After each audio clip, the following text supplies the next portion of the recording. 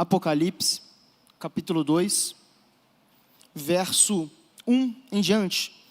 Nós vamos ler o que o texto bíblico vai nos dizer. Ao anjo da igreja em Éfeso escreva: estas são as palavras daquele que tem 7 estrelas em sua mão direita e anda entre os 7 candelabros de ouro. Conheço as suas obras, o seu trabalho árduo e a sua perseverança. Sei que você não pode tolerar homens maus, que pôs à prova os que dizem ser apóstolos, mas não são, e descobriu que eles eram impostores. Você tem perseverado e suportado os sofrimentos por causa do meu nome, e não tem desfalecido. Contra você, porém, tenho isso: você abandonou o seu primeiro amor. Lembre-se de onde caiu, arrependa-se e pratique as obras que praticava no princípio. Se não se arrepender, virei a você e tirarei o seu candelabro do lugar dele. Mas há uma coisa a seu favor: você odeia as práticas dos nicolaítas, como eu também as odeio.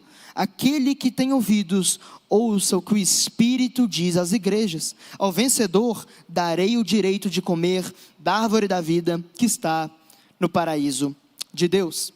Pai, nós pedimos essa tua palavra, que hoje as distrações, as nossas lutas e complexos não possam silenciar a voz do teu Espírito Santo, querendo falar conosco hoje por meio da tua palavra. Nós pedimos: tira todo coração de pedra, coloca um coração sensível à tua voz, e que ela transforme a nossa vida hoje, porque quem tem ouvidos vai ouvir o que o Espírito nos diz hoje, no nome de Jesus, amém, amém. Meus irmãos, esse texto daqui é o texto que está no livro de Apocalipse. É um dos livros que são assim mais fantásticos, na minha opinião. E o autor desse texto é João, quem escreve Apocalipse. Eu quero dar um panorama geral do que estava acontecendo no mundo, com os apóstolos de Jesus, principalmente até esse ponto da caminhada, em que nós chegamos no último livro do cânon. Eu vou te pedir que venha numa viagem do tempo comigo, e nós vamos voltar um pouco até o ano 64 depois de Cristo. Nesse tempo nós tínhamos só alguns apóstolos vivos, eram 6 ao todo. Nós tínhamos Paulo, Pedro, André, Tiago, Tomé e João. Todos os outros já haviam morrido. E essa data é uma data ímpar e diferente, porque a igreja já tinha experimentado algumas perseguições em Jerusalém, nos lugares gentílicos, mas não uma perseguição esquematizada. Em 64 depois de Cristo tem um marco na história da igreja. Alguém, um camarada que talvez você conheça dos livros de história, era o imperador de Roma. O nome desse camarada era Lucius Domitius Nero. Nero era o imperador de Roma. E Nero era um cara que, como a maioria dos imperadores, tinha alguns parafusos a menos. A um ponto de que ele, como imperador de Roma, ele tem uma ideia. Ele fala o seguinte: olha, eu quero trazer uma glória maior para mim mesmo. Eu quero reconstruir a cidade de Roma, que é a capital do mundo. Só que tem um problema nisso. No passado, para se reconstruir algo, você reformar uma casa, você tinha que primeiro derrubá-la. Então Nero apresenta o seu pedido ao Senado romano, que obviamente é negado. Como assim? Você vai destruir Roma só para poder reconstruir mais bonita? Mas esse cara que é um pouco macabro, ele tem uma ideia terrível. Ele fala o seguinte: olha, soldados, vão lá e incendiem Roma nas minhas custas. Os soldados vão e incendiam Roma. A cidade durante 10 dias arde em altas labaredas de fogo, e acaba que Nero está no seu palácio, na sacada, rindo e tocando lira, vendo a cidade que ele mesmo incendiou. Só que ele encontra basicamente o álibi perfeito. Ao final dos 10 dias, Nero constata que dos 10 bairros de Roma, 7 foram completamente incendiados, mas 3 ficaram de pé. Esses 3 são bairros cristãos e judeus. Ali ele achou a desculpa perfeita. Ele fala: ei, povo de Roma, na verdade a culpa do incêndio é dos cristãos, porque eles são uma espécie de maldição. Isso é um juízo dos nossos deuses, nós temos que persegui-los. E começa então em 64 depois de Cristo, um marco na história da igreja: a terrível perseguição sob o governo de Nero. Ao ponto de que os historiadores vão dizer que faltou madeira em Roma para poder crucificar os cristãos. Ao ponto de que os cristãos eram usados como tochas humanas no palácio de Nero, vivos, eram queimados vivos só para iluminar o palácio. Uma esquina estava escura, eles amarravam 3 cristãos num poste e queimavam vivos. E nesse momento, não só os cristãos que eram membros comuns foram perseguidos, mas também os apóstolos. Nesse tempo, morre Paulo decapitado nessa perseguição. Pedro morre crucificado de ponta cabeça para baixo. Tiago morre apedrejado e ao mesmo tempo espancado. E depois de Nero, acontece uma rebelião. A galera se revolta contra esse imperador que não batia muito bem das ideias. E chega a um ponto que, depois da morte de Nero, que provavelmente ele se suicidou, acontece algo. Roma tem uma trégua com os cristãos. Mas nesse meio tempo, de alguns anos, André, em 69 depois de Cristo, morre na Grécia, em uma cruz em formato de X. Já Tomé morre em 72 depois de Cristo na Índia, perfurado por lanças de soldados. E nesse tempo, só temos agora um apóstolo, uma pessoa que caminhou com Jesus, que era a grande porta-voz do cristianismo que estava vivo, que é João, o autor desse texto, o discípulo do amor, o discípulo a quem Jesus amava. Só que as coisas voltam a piorar. Agora, avançando um pouco no tempo, nós vamos para o ano 81 depois de Cristo, em que nesse tempo João virou um pastor na cidade de Éfeso. Esse texto que nós acabamos de ler, essa cidade, essa igreja, João era pastor de lá. Só que sobe ao trono um camarada chamado Domiciano. Ele cria uma perseguição ainda pior. Antes tinha paz, mas ele quer voltar a ser o centro das adorações. O imperador romano era um deus considerado na época, mas por causa do cristianismo, ele não era mais adorado. Então os cristãos eram uma maneira de atacar o imperador, e ele decide, vamos então agora estabelecer um decreto em todo o Império Romano, que abrangia quase que o mundo inteiro conhecido na época. Vai ser oficializado a perseguição aos cristãos. Nisso, obviamente, João não fica de fora. Ele que era o maior líder do cristianismo naquele tempo, ele não pode ficar fora disso. Ele que era um pastor em Éfeso, Domiciano manda chamar João. E ele é chamado na presença de uma tropa. Isso está registrado nos relatos da história da igreja. E diante de uma tropa, o imperador coloca um caldeirão de óleo fervente, amarra João de ponta cabeça e fala, João, negue o seu amor por Jesus, e eu vou te poupar das chamas do caldeirão. E João fala, olha, eu nunca vou negar o meu amor. E João é descido de cabeça para baixo, vivo naquele caldeirão. Só que uma coisa muito louca acontece. Na hora que tiram João, ele não se queimou nem um fio de seu cabelo. Então agora, o imperador perplexo, sem saber se, eu preciso silenciar João, mas ele é imortal, o que eu faço? Ele tem uma ideia. Ele fala, olha, vamos silenciar a última voz de alguém que andou com Jesus, de alguém que arde de amor por Jesus, em uma ilha, inóspita, inabitada, onde não tem ninguém, que é a ilha de Patmos. Ali, João escreve Apocalipse, capítulo 1. João está agora numa ilha do Mar Egeu, que é a atual Turquia, em que não tinham ninguém, senão povos meio indígenas que habitavam lá. João já estava velho, ele foi deixado para poder morrer lá. Mas teve um dia que ele estava simplesmente orando, estava lá tranquilo, eu imagino o que estava acontecendo. E João ouve atrás dele uma forte voz como de trombeta. E ele se vira para ver de onde que vem essa voz. E ele começa a ver um Jesus um pouco diferente daquilo que ele estava acostumado. Ele vê 7 copos, ou seja, 7 candelabros. E no meio desses candelabros dourados, tinha alguém andando no meio desses candelabros. Era um filho do homem, ou seja, era Jesus. Só que esse Jesus não era mais o Jesus que João estava acostumado a ver. Não era aquele Jesus que, ao mesmo tempo que parecia ser tão humano, ressuscitava Lázaro, chorava, dormia de cansaço, foi pregado na cruz. E nem mesmo aquele Jesus dos 40 dias, que também parecia ser muito humano. Esse Jesus agora, ele está glorificado. Ele agora possui cabelos brancos como a neve, conforme João relata em capítulo 1. Também tem olhos como chamas de fogo. Ele tem um cinturão de ouro ao redor do peito, que era a veste do sumo sacerdote no Velho Testamento. Ele também tem uma veste que vai até os seus pés. Ele tem os pés como um bronze numa fornalha reluzente. A sua voz é como de muitas águas, e a face dele brilha como o sol no meio-dia. Diante disso, eu não consigo imaginar que João tenha feito outra coisa, senão aquilo que eu também faria. João cai igual um morto aos pés de Jesus. Jesus fala, ei João, fica de pé. Eu sou aquele que estive morto, mas agora eis que vivo para todo sempre. Jesus não é mais um homem pregado na cruz, nem um bebê na manjedoura. Ele é o próprio Deus todo-poderoso e glorificado. E ele fala: João, deixa eu te explicar uma coisa. Esses símbolos que você viu, eu preciso que você entenda, porque agora você vai escrever as igrejas. Acaba que esses 7 copos que você viu representam 7 igrejas que eu quero falar com elas. E essas 7 estrelas que também estavam em minha mão direita, elas são os 7 anjos das 7 igrejas, ou seja, os 7 pastores. E agora Jesus fala: escreve, porque eu quero começar com Éfeso. Basicamente, a igreja que João acabou de sair de lá por causa da perseguição.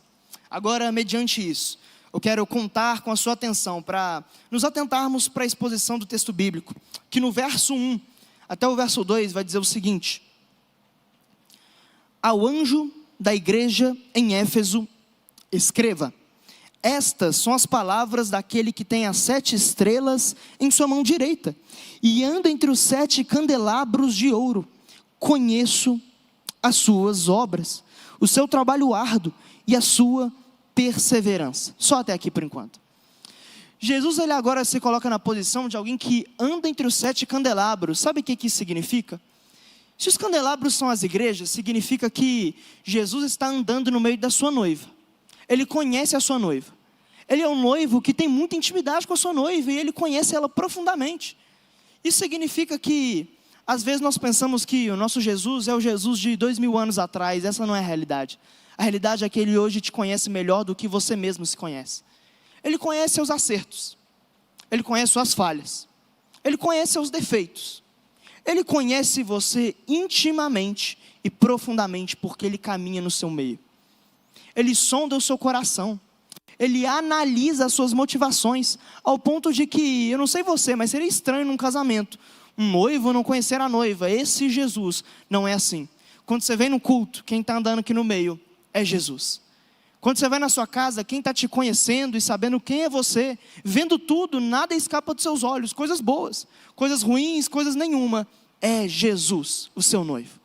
Só que ele agora vai fazer uma lista de elogios, e aqui eu quero começar a fazer os elogios que Jesus vai fazer à sua noiva, e eu quero aplicar essas verdades a nós. O primeiro elogio que Jesus vai fazer é que essa igreja tem um trabalho árduo, e também tem muita perseverança. O que isso significa? Jesus estava falando que essa igreja era uma igreja que, de fato, eles estavam muito engajados na obra de Deus. Ou seja, peraí, eu não falto um GC da Lagoinha. Eu venho em todo o culto Legacy. Eu venho cá no culto de domingo, eu estou sempre aqui. Não importa onde seja, eu estou lá. Eu estou engajado na obra de Deus. Eu estou ali engajado em ensinar, em evangelizar, falar de Jesus. Não só isso, eu sou perseverante. Ou seja, cara, não era qualquer coisa que desanimava essa galera de Jesus. Eles estavam passando muitos problemas na vida, mas eles estavam mesmo que se arrastando, mas eles estavam indo ao encontro de Jesus. Eles estavam também, porque nós entendemos que nem todos desses eram pastores que trabalhavam na obra de Deus. Ou seja, imagina esse elogio de Jesus. Eu acho que Jesus foi alguém muito trabalhador. Jesus elogiando alguém, falando que você é trabalhador. Eu acho que nesse primeiro elogio, o meu ego talvez já vinha aqui em cima já. Eu já ia começar a me achar o super apóstolo, ia me achar a 4ª pessoa da Trindade. E muitos de nós estamos mais ou menos como essa igreja. Jesus vai fazer muitos elogios, mas eu já te adianto que no final existe um grande problema em cada um desses elogios. Esse é o primeiro elogio. É uma galera que não desanima, é perseverante e está em trabalho árduo, se esforça, vai lá, não, entrei no Uber, vou falar de Jesus. Não, se abriu a porta Jesus, eu falo do Senhor, eu estou engajado na igreja. Essa era a igreja de Éfeso. E esse é o primeiro elogio. O segundo, ainda no verso 2, vai dizer o seguinte: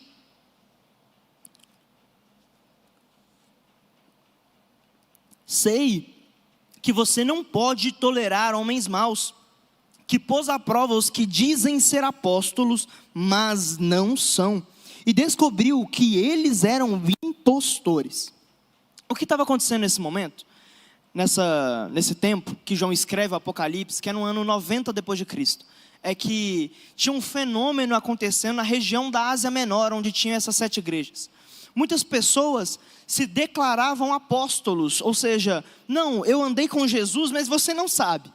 Eu sou um dos 12, mas você não está sabendo, e eu tenho um ensino novo, algo diferente para poder te trazer. Tudo bem que não bate com o que Paulo escreveu, com o que João falou, mas eu sou apóstolo, é você que não sabe. E muitas igrejas acolhiam essas pessoas e recebiam o ensino delas, achando que era uma verdade, apesar de ir contra todos os princípios que eles sabiam da palavra de Deus. Aquilo que o próprio João, aquilo que o próprio Paulo tinha ensinado. E o que Jesus vai elogiar nessa igreja é que eles não suportam crentes, supostos crentes, que vão deturpar a palavra de Deus. Ou seja, não, essa pessoa aqui está falando que é crente, mas fala que ficar não é pecado, eu não suporto isso, eu vou lá e condeno. Não, essa pessoa aqui fala que vai na igreja, mas ela fala assim, não, eu ter relação com a minha namorada antes do casamento não é pecado. Você vai lá e condena aquilo, porque você não suporta isso. Isso é um elogio. Um elogio não só no sentido de não tolerar homens maus, mas pensa comigo, para você não tolerar um falso ensino, você precisa ter ensino. Ou seja, Jesus está basicamente também elogiando a teologia desses caras. Nesse segundo elogio, eu acho que ali, eu ia precisar ler o livrinho Ego Transformado, não sei se você já leu. Porque, cara, Jesus elogiar a sua teologia, elogiar o conhecimento que você tem. Não, peraí, você está se aprofundando demais na palavra de Deus, que bênção. E aí você também, com você não agarra nada, alguém falou alguma coisa errada, você vai lá e defende a sua fé. Você não tolera homens maus, está aprofundando na palavra, está buscando estudar, conhecer. Parece que você é assim, cara, um dos 12 mesmo, parece que você é um apóstolo, e não a galera que você está condenando. Esse é o segundo elogio que Jesus vai fazer, a igreja de Éfeso. E o terceiro, vê comigo o verso 3. Você tem perseverado e suportado sofrimentos por causa do meu nome, e não tem desfalecido. A cidade de Éfeso, se a gente olhar no livro de Atos, era uma cidade que estava repleta de templos, de ídolos. Paulo vai lá pregar o evangelho e acontece uma confusão, por causa que lá era templo da deusa Diana. A multidão começa a ficar louca contra Paulo e começa a gritar, grande é a Diana dos Efésios. E não tinha só esse templo, tinham muitos outros. E a verdade é que o cristão, ele é sal da terra e luz do mundo. Então, no meio de uma cidade muito promíscua, como os gregos eram, uma cidade muito depravada sexualmente, em que fazia parte do culto desses templos ter relações em público homoafetivas, em que você sacrificar algo na frente de um Deus, você adorar uma estátua, era algo comum, cotidiano, rotineiro. O cristão, ele era perseguido em todo o tempo. Essa igreja estava no meio dessa, que era uma das cidades mais idólatras do mundo. E a verdade é que esses caras suportavam sofrimento e perseguição em cada esfera da sociedade. Eu imagino pessoas da família dessa igreja que abandonaram seus filhos porque eles não cultuavam mais os deuses, porque se tornaram cristãos. Isso era muito comum nesse tempo. Além disso, você era perseguido na rua, simplesmente por não entrar nos templos. Você era perseguido pelos seus supostos amigos. Você perdia todos os seus bens, eram confiscados. Essa galera estava suportando muitos sofrimentos. E isso é um elogio de Jesus. Imagina no seu trabalho hoje, se você começar a ser perseguido, você vai se manter perseverante? Ou será que nós somos aqueles crentes que, de certa maneira, se alguém descobrir que a gente é crente na faculdade, a gente esconde a cara, a gente finge que não é com a gente fala que a gente é tudo, menos aquilo que a gente é cristão. E o pior de tudo é que isso em si que Jesus está elogiando é uma coisa boa. Só que esse texto é um texto de exortação.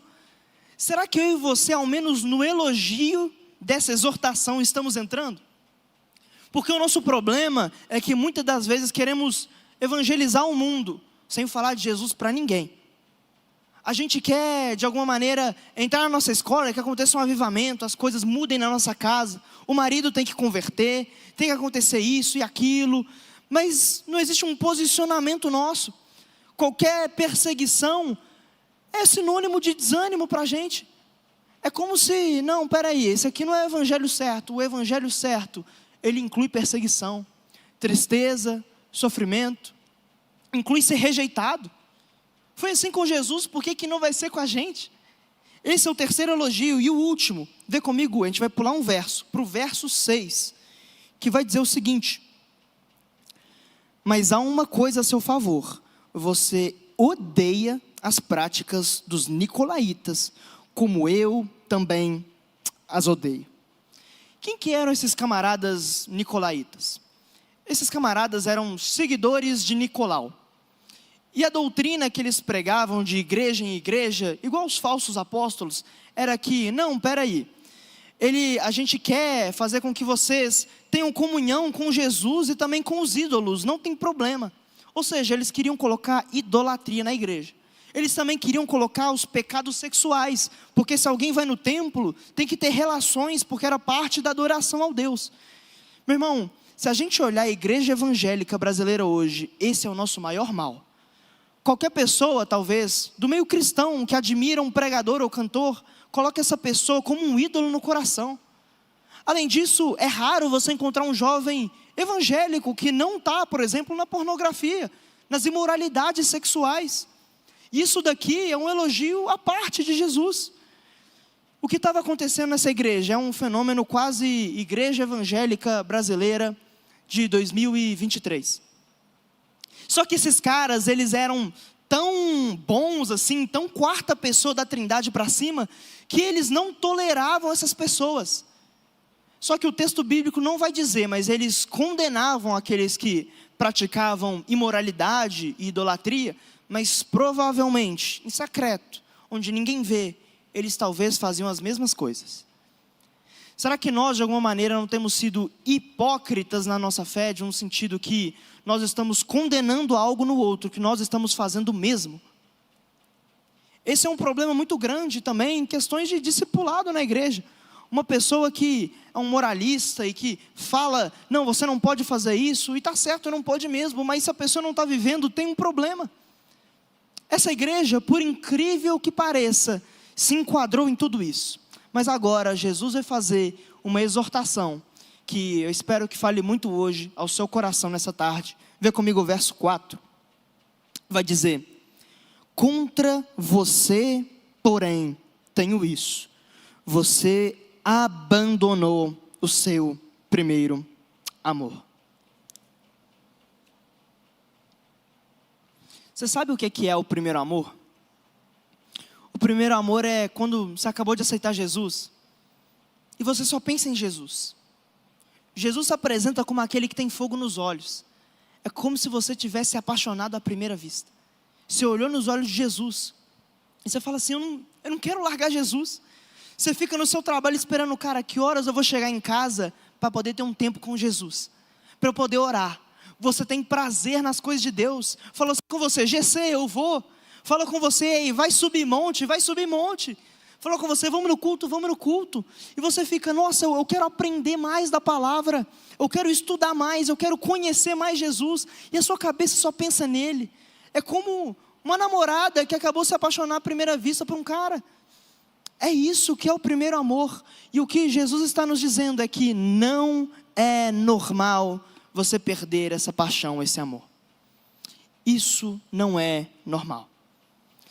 Veja comigo que Jesus, ele não disse assim, olha, deixa eu te falar, a sua vida está muito difícil, igreja de Éfeso, vocês estão passando tribulação, perseguição, é normal vocês terem perdido o primeiro amor.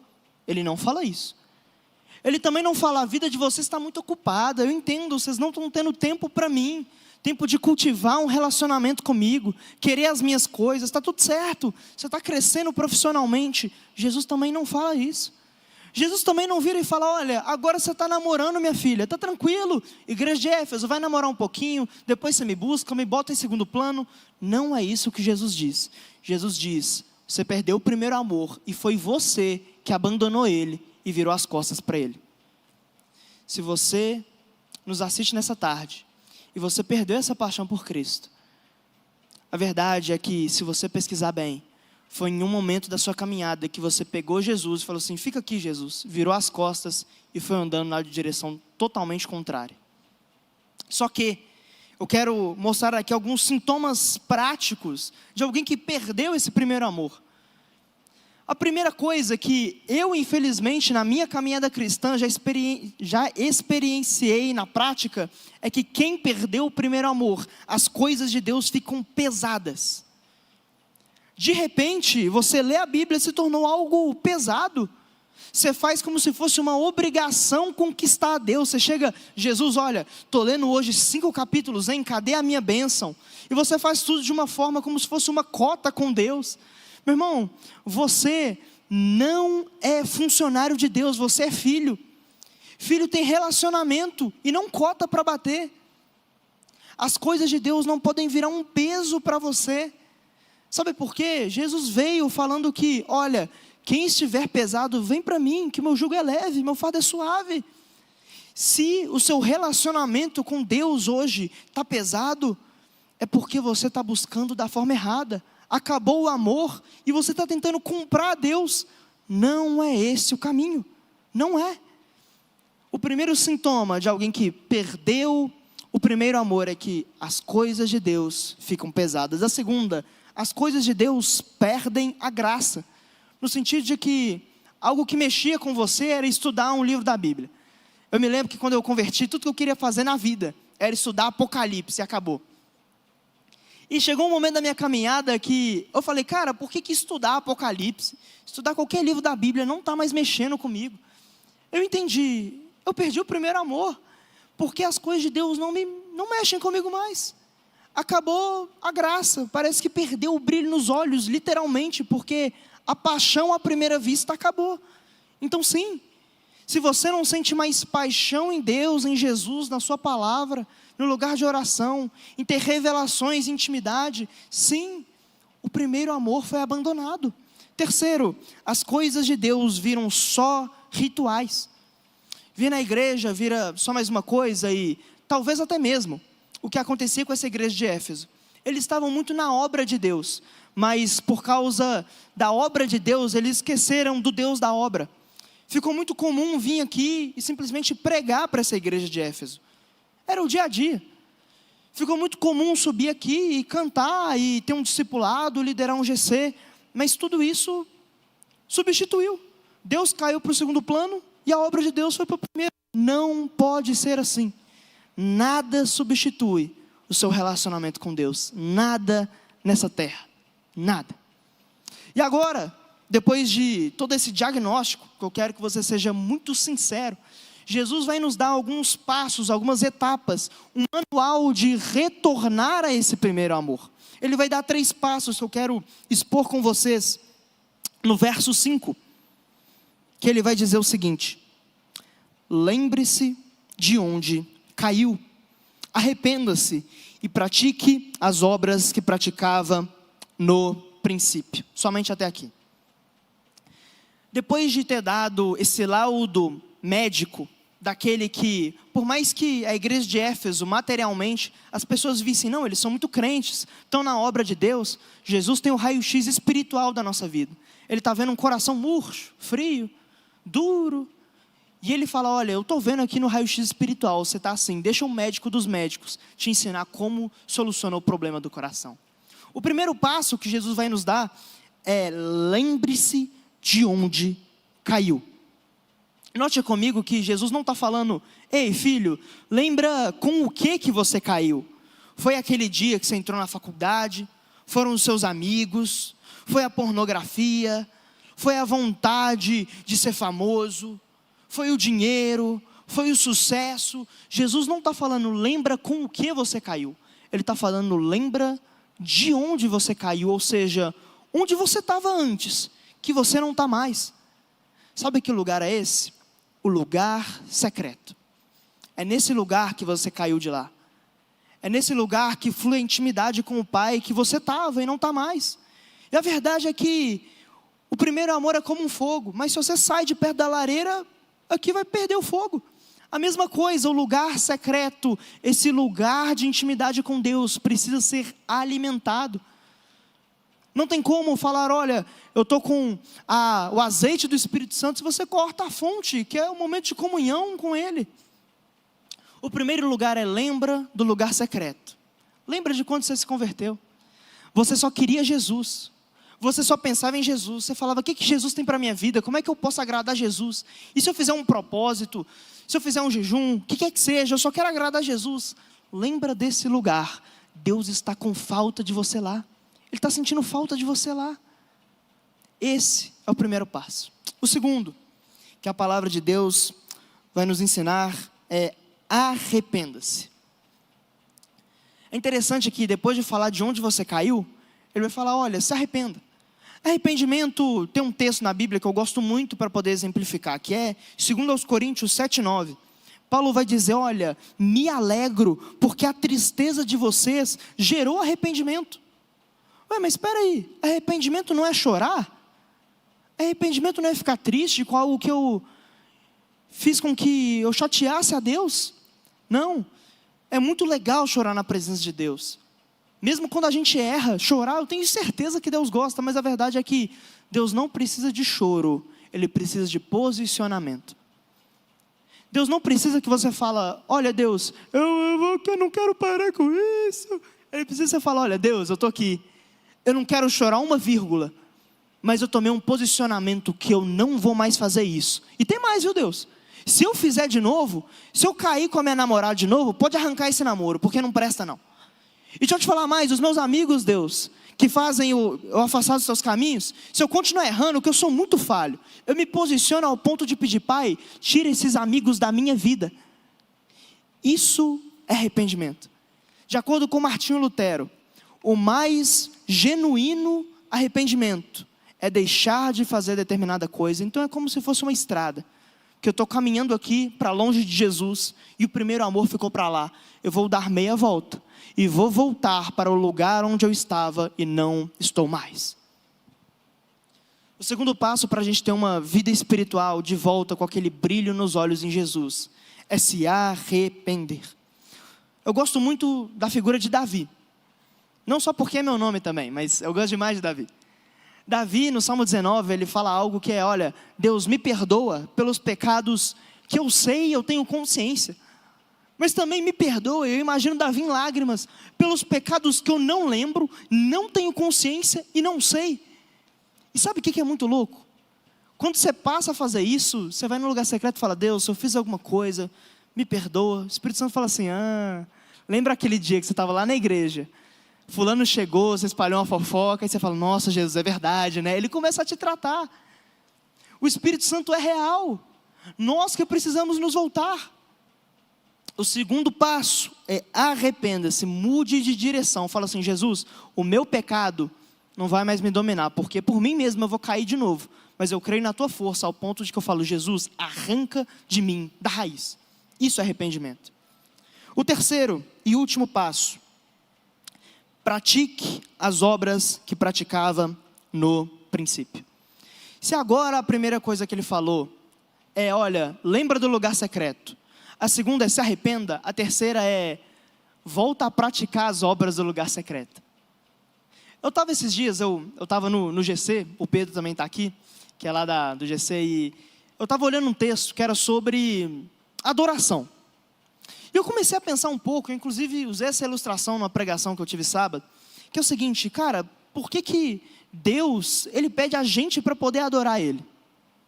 Será que Deus acorda, assim, de manhã no céu, e Ele vai lá no espelho dele, que é um mar de vidro, claro como cristal, Ele se olha no espelho e fala, meu Deus do céu, ó, é o mesmo. Eu não estou me achando tão poderoso assim hoje não. Nossa, surgiu uma espinha aqui, olha aqui esse cravo.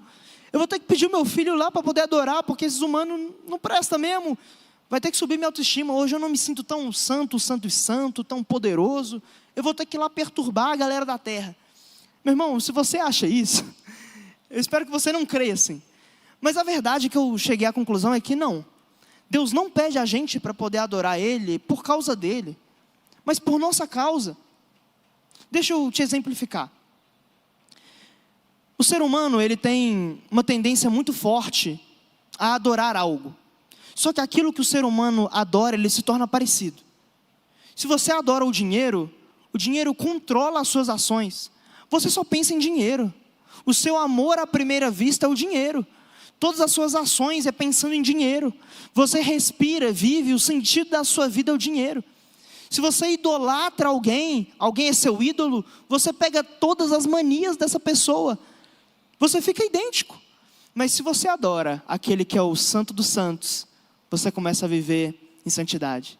Se você começa a adorar aquele que é poderoso, ele derrama do poder dele na sua vida. Se você adora aquele que é amor, você volta para o primeiro amor. Nós precisamos voltar ao lugar secreto. Não só da adoração, de ser parecido com Deus, mas um lugar de leitura bíblica, onde parece que a voz de Deus não ecoa mais. Vai lá, Deus está falando. A gente que está tampando os ouvidos, Ele está falando aqui. Além disso, também se está com falta de intimidade, volta à prática das primeiras obras, à oração, que você vai ter a intimidade com o seu Pai, vai apresentar pedidos, vai ter experiências, você vai pedir coisas e Deus vai fazer, isso alimenta a sua fé. Você volta para aquele lugar e principalmente, ora para que Deus te mude, não para Deus mudar as coisas da sua vida. Ora para Deus transformar o seu coração e não transformar o seu bolso. Nós precisamos voltar ao lugar secreto. Esse é o terceiro passo. E por último, quero concluir lendo os 2 últimos trechos que nós não lemos. O resto do verso 5, a parte C do verso, e também o verso 7, vai dizer o seguinte: se não se arrepender, virei a você e tirarei o seu candelabro do lugar dele. Aquele que tem ouvidos ouça o que o Espírito diz às igrejas. Ao vencedor darei o direito de comer da árvore da vida que está no paraíso de Deus.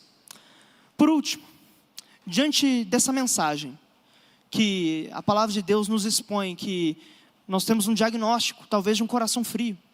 E talvez hoje você já está um pouco emotivo agora, porque é o toque do Espírito Santo já falando com você. Mas Jesus vai dar o caminho para voltar a esse lugar de amor, de paixão. Mas Ele, como aquele que sabe de todas as coisas, já nos apresenta 2 caminhos. Um que é o caminho do arrependimento, e onde Ele leva. E o segundo caminho, a segunda estrada, é o caminho do endurecimento.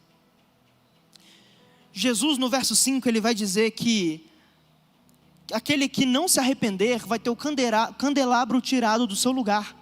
Nós já falamos que o candelabro é a igreja, E eu não creio que Jesus está falando que vai remover essas paredes do seu lugar, os bancos vão embora, não.